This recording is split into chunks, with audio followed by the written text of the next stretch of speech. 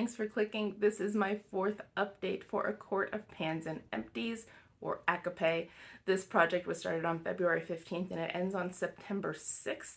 It was created by Paula of A Beauty Guru Made Me Do It, and it is based on the book A Court of Thorns and Roses by Sarah J. Maas, also known as ACOTAR. ACOTAR is also what the series is referred to as. There are currently 4 or 5 books depending on how you count. Some people think of A Court of Frost and Starlight as being book 4. I am one of those people. Other people think of it as being a novella, and it's like book 3.5 and doesn't count as number 4, and then Silver Flames is 4. However you feel like counting, it does sound like we are going to be starting the second book whenever this project ends. So Akamath comes next, so that'll be really exciting. There's a lot of new characters introduced in that one, so if you missed this project, you can jump in there and still have a lot of fun.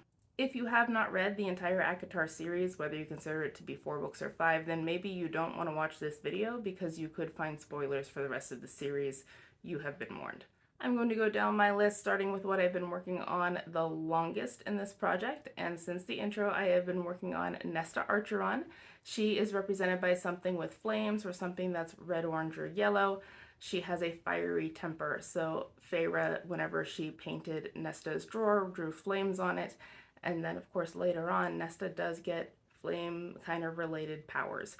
So I picked this product. It is the Fenty Beauty Gloss Bomb Heat in the shade Hot Cherry. So I thought that fit Nesta pretty well. My goal is just to use this 10 times. At the last update, I had 6 uses. I've used it one more time for a total of 7. This is taking a little bit longer than I thought. I don't know why I'm not grabbing this. It's a decent product. It does have a tingle, like a warm tingle. It's not like a peppermint, it's more like a cinnamon whenever you apply it. And I bought the heat version because it was on sale. But that doesn't really bother me. It's not a strong sensation. I don't find it to be painful, but for whatever reason, I think that's what my aversion is, even though I think it's fine. Anyway, I'm gonna see if I can get another 3 uses on this over the next month and finally roll it out. Next is Amarantha. She is our psycho villain for the first book. She has red hair, very pale skin, and is described as having very red lips. So that's why she's a vampy lip product. This is my PBJ Smoothie Stick Creamy Lip Crayon in the shade Guava Nice Day. It's from the Beauty Crop. My goal is to use this 10 times for Amarantha. At the last update I had 5 uses and I've gotten 3 more for a total of 8. So I'm doing pretty well on this one. This I think I can have rolled out next time. I do really like this color, though I do think it's been dethroned as my personal favorite in my collection. But it is still nice. I do like it in the summer and fall. It is a bit vibrant, but I do kind of like it. I do get compliments where I wear it. It does complement my skin tone pretty well. So I just have 2 more uses on this for Amarantha. Next is Spring Court, and that is where most of the first book takes place. In Spring Court, it is magically always springtime, and in springtime, we like to wear pastels. So it's a pastel product. I picked the Perfect Repair mask from Nature Lab. It was a hair mask, was because it is gone. The mask itself was a pastel green, so that's where the color came from. I used it 4 more times over the last month. It took a total of 17 uses from that mark to the end to finish it off. It was a decent hair mask. It was a bit more effective than your average conditioner. I think there are better hair masks out there probably, but it wasn't badly priced, so I might consider buying this again, but it is gone now, and I have something else that I will be rolling in for the Spring Court. Next is Alice. She is represented by something that is used for cleaning or grooming. Alice is a servant in the Spring Court, so she does a lot of cleaning, and she does Feyre's laundry for her, helps her pick out clothes, and is responsible for preparing her bath every morning. This is the Nature Lab Tokyo Perfect Repair Shampoo. Yeah, it went with the hair mask. This is not gone yet, though. I've only used it 5 times over the last month. I decided that I wanted to finish the shampoo that I had in 50 Shades of Brown and didn't finish. And I think I will be using the last of that tonight, and then this will be my primary focus for a shampoo. So I actually do still think this will be gone for next month. This is a more dilute shampoo. I feel like I need a lot of it in compared to some other shampoos that I used in the past. That's okay, but that does mean that I think this will be gone for next time. At the first update, I randomized the prompt Middengard Worm. The Middengard Worm is a subterranean predator. They are blind because there's no light underground, so they hunt by scent. And so that is why it is represented by something that smells good. This is a soap from Italia. It is berry scented, and this is all that's left. This will be gone next month. I'm certain of that. It does still smell like berry, but the scent is fainter than it once was. I do really like this soap. It is a harder soap, which is why it's taking so long, but this will be done in another month's time. I am still enjoying it. Then there's the Surreal, and that is a product that you are scared to pan. The Surreal is a type of fairy. We actually don't know the Surreal's name, but Surreal is the type of fairy that it is, and they are rather scary in appearance. They kind of sound like they're similar looking to a Grim Reaper, but this Surreal is actually very helpful later on. I picked this Lancome Lippy Doll Lip Shaper in the shade The Tea is Hot. The idea of panning a lip pencil is scary to me because I've never successfully finished one. I have one in another project that I've been trying to finish for like 3 years at this point, and so this is competing with that, which is scary. And also the shade name is The Tea is Hot, and I kind of couldn't resist because there's this joke about the Surreal spilling tea, because he seems to magically know things that I don't know how he would know that. The tea he ends up spilling in the second book is something that I thought was really obvious by that point, but it was still really dramatic to some of the characters. So the Surreal spills the tea. I have a goal of using this 10 times. At the last update I had 1 use, and I used it another 2 more times for a total of 3. I'm going to need to sharpen that the next time I use it. I do like the color, and I also really like this formula. This is something that I got relatively recently. I think I got it a year ago, and this I actually got through BuzzAgent for review purposes. I genuinely do like the formula on it. It is creamy going on, but it does set down, so it's still long wearing. So it's easy to apply, it feels comfortable, and I do enjoy this product, so I will hopefully get another 7 uses on it over the next couple of months. At the last update, I randomized the prompt Feyre. She is our narrator for the first several books of the series at least, and she is represented by a resurrection product because in the end of the first book she actually dies and is brought back as Fae. She was originally human. And I picked an item that was in Panner's Bingo for most of last year, and I failed to finish it.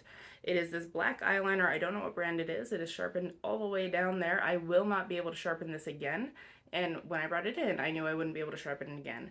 Over the last month, I've used it 9 times. That does include today. This is on my upper lash line right now, and I can still use it. This is a very slow-moving product, and so it's still in here. And that's not really surprising to me, to be honest, at this point, but it does still work. It's not a bad eyeliner. It's just taking me forever. So I do have 1 rollout this time. I did finish this hair mask for the spring court. I thought I would have more than 1, but well, I'll take it. And I did randomize a prompt to replace it with, and I got Rhysand. Rhysand is represented by something that is navy blue or purple. He has navy blue hair, which as far as we know is his natural hair color. And he has eyes that are described as so blue they're violet, so I think that's where the colors are coming from. I had a hard time picturing what that meant, so blue that they're violet, but Elizabeth Taylor famously had eyes like that. It was pointed out to me, so he has Elizabeth Taylor's eyes. I figured that since I brought in an eyeliner for Feyre, I want to bring in an eyeliner for Rhysand too. Why not? This is a Cynthia Rowley eyeliner. It does not have a shade name, but it is purple. It is that color, and I'm going to use this 10 times for Rhysand. I'm not going to try to finish this one. For next time, I know that I will have 2 more rollouts. I know that I'll finish the shampoo for Alice and the soap for the Midgard worm, and I'm really pretty sure I'll finish the uses on that lipstick for Amarantha too. So next update should be pretty good. I would like to start rolling things out of this project. I have now met a grand total of 2 goals, and we're 4 months in, so that's not great, but I'm going to keep going, and I would participate in the next round of this for ACA assuming that that does start as well. So wish me luck with that. At the last update, I had told you guys that I had reread the first book of the series, which was my first reread of it. I had read it once about 2 years ago, and so this was only my second time reading it, and yeah, I took notes. And as I was reading it, one of the things that I was now looking for was evidence of the Mossverse. I explained what the Mossverse was in my intro. And so if you have not read the rest of Sarah J. Maas's works, then you probably want to stop watching. So if you have not read all of the series A Throne of Glass and up to the 3rd Crescent City book, which was the most recent one that came out, then you might not want to watch this because there's not a whole lot that references the other series, but there's a little bit. The first one has to do with the human culture in Prithian, and this is something that's actually mentioned a couple of times in the A Court of Thorns and Roses, the book, but I'm just going to read the first one I found, which was on page 4. We mortals no longer kept gods to worship, but if I had known their names, I would have prayed to them. All of them. We actually know from the Crescent City series that humans originated from Midgard, so they were actually introduced to Prithian later. The gods that the humans worshipped would have been from Midgard, and they are very disconnected with that culture at this point. It's been a few thousand years, and we do find later in the series from some things that Rhysand tells us that there is lost history of Prithian that even the Fae don't remember anymore. We hear a little bit more about how the humans were treated in the world of Prithian after being relocated from Midgard. Once, long ago, and for a millennia before that, we had been slaves to high Fae overlords. Once we had built them glorious, sprawling civilizations from our blood and sweat, built them temples to their feral gods. Once we had rebelled across every land and territory. The war had been so bloody, so destructive, that it took 6 mortal queens crafting the treaty for the slaughter to cease on both sides, and for the wall to be constructed. The north of our world conceded to the high fae and fairies, who took their magic with them. The south to we cowering mortals, forever forced to scratch out a living from the earth. In Prithian, the humans had been enslaved to the High Fae, which is what was currently going on in Crescent City, essentially. The Fae of Crescent City did consider the humans to be below them, and frankly still do, something that really irritates our heroine in that series, Bryce, because she is actually half Fae and half human, so she experiences that as well, even though she's not completely human herself. I'm not certain if the humans becoming slaves to the Fae in Prithian was intentional or not. We know that there were portals opened on Midgard as it was kind of being terraformed by the Asteri. We don't know if the Asteri drove them through, if the humans went on their own trying to escape the Asteri and then were enslaved by the fairies in Prithian, or if the Asteri intentionally introduced the humans there as a gift. We know that the Asteri were interested in taking over Prithian as well. But whether it was a deliberate enslavement enforced by the Asteri or if it's something that happened on its own in Prithian, it's the same idea of the powerful holding dominion over those that don't have magic. Even though the humans of Prithian don't worship or remember any of their gods, that's kind of interesting because the fairies do.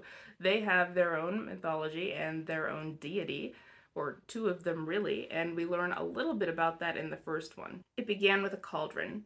A mighty black cauldron held by glowing, slender female hands in a starry, endless night. Those hands tipped it over, golden sparkling liquid pouring out over the lip. No, not sparkling, but effervescent with small symbols, perhaps of some ancient fairy language. Whatever was written there, whatever it was, the contents of the cauldron were dumped into the void below, pooling on the earth to form our world. We, of course, know that the cauldron is in fact real. We see that later within the ACOTAR series, though we've seen no sign of the mother. We don't know who she is or where she went. But we were told in Crescent City that the mother and the cauldron were kind of combined into one deity there and is worshipped as Erd. So that part of Fae culture actually made it to Crescent City, whereas the human deities did not make it to Prithian. I was also really intrigued by the fact that Feyre noted that there were symbols coming out of the cauldron. This was a detail that I hadn't remembered, and that fuels my personal theory that there are word marks that exist within Prithian as well, if you know where to find them. Those were the only references to the Mossverse that I found within A Court of Thorns and Roses, the book. I'm certain there'll be more later, and maybe I'll reread those and find those further on. But I just wanted to highlight those in case there was anyone else who hadn't reread the series and was wondering how well it connected, because I did not realize they were connected until I started reading Crescent City. And I was actually very certain of that very early on. I had actually read the first 2 Crescent City books before I read Throne of Glass, and I was very suspicious that ACOTAR and Crescent City were connected, and what it was that kind of made me think that was the lack of a map. There is no map of Midgard in Crescent City. We still have not seen one. There's maps of Lunatheon, the Crescent City itself, but we've heard of and visited other places within Midgard, and we have no idea what they look like or how they are in relation to each other. Since the Fae of Prithian and Crescent City were similar but also different, I actually had my first working theory that Crescent City was the future of Prithian. and there had been some evolution in between. That is not correct. That theory did, however, have me looking for a relationship between the two series from almost the very beginning. So since I was looking for evidence of a connection between the series, I did find that within Crescent City, and Crescent City is also the series where the relationship is most prevalent and it's most obvious that they are occurring in the same universe. And then since I read Throne of Glass after the first two Crescent City books, I was looking for evidence of a connection there as well. But rereading ACOTAR is interesting to me because since I read that series first, I was not aware of the fact that it was connected to anything else, and I also wasn't familiar with the other material to be able to identify any sort of relationships between the worlds. So I'm really interested in doing that personally. So with that, good luck with your panning projects, and I will see you next month.